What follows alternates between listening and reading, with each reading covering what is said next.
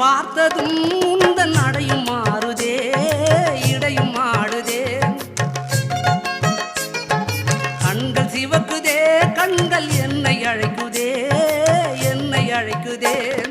பாசத்தோடு கடிதம் ஒன்று எழுதி தரட்டுமா, என் இதய வாசல் திரும்ப சொல்ல மாட்டியா? திறக்க சொல்லட்டுமா. பாசத்தோடு கடிதம் ஒன்று எழுதி